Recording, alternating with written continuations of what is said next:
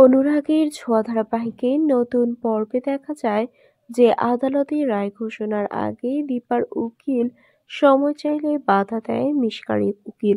ঠিক সেই সময় তিস্তা কিন্তু শেফালিকে নিয়ে উইটনেস বক্সে এসে কিছু বলার জন্য আবেদন করে। বিচারক অনুমতি দিলে সবকিছু জানিয়ে দিল শেফালি। উকিল বলে সবটা মিথ্যে এবং সাজানো। মিশকা কাঁদতে কাঁদতে বলে, এগুলো কি হচ্ছে আমার সাথে? আমার বেবিকে আনা হয়েছে আদালতে। বিচারক কিন্তু গুরুত্ব দিল না। বেবি বেবি করে কাঁদতে কাঁদতে মিশকা বলে, ইওর অনার, বেবি ছাড়া আমার খুব কষ্ট হয়। দেখছেন তো, দীপা পালিয়েছে, আমি ওদেরকে পাঠিয়েছি। উকিল বেবির কথা তুলে ধরলে দীপার উকিল বলে, অবৈধভাবে মিশকা বেবির মা হয়েছে। তাকে থামিয়ে দিয়ে মিশকার উকিল আবার কথা বললে তাকে যোগ্য জবাব দেয় দীপার উকিল। এবার লাবণ্য সেনগুপ্তকে কিছু প্রশ্ন করতে চাইলে অনুমতি দিলেন বিচারক মহোদয়। ততক্ষণেই রূপাকে নিয়ে বের হবে। হঠাৎ সেখানে চলে এসেছে প্রীতা। তাকে দেখে রেগে যায় অর্জুন। এদিকে সবকিছু শুনে বিচারক রায় করবে ঠিক সেই সময় রূপকে নিয়ে হাজির দীপা। বলে, ইওর অনার, এই কেসের এরকম প্রত্যক্ষ সাক্ষী ও ভিকটিমকে আমি এনেছি। একমাত্র প্রত্যক্ষ সাক্ষী সে।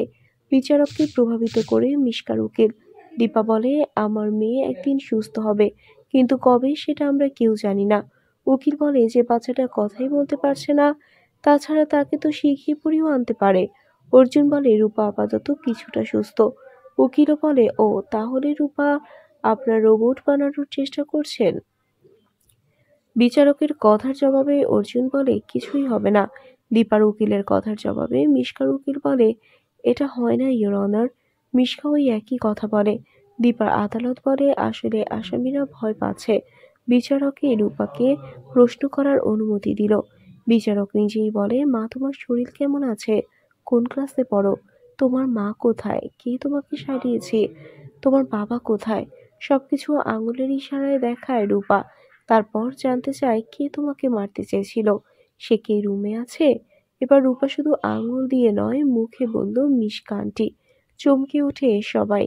তাহলে কি রায় দেবে এবার আদালত? বন্ধুরা, তোমাদের কি মনে হয়? এক্ষুনি একটি লাইক দিয়ে এবং কমেন্ট করে জানিয়ে দাও তোমাদের মতামত। ধন্যবাদ।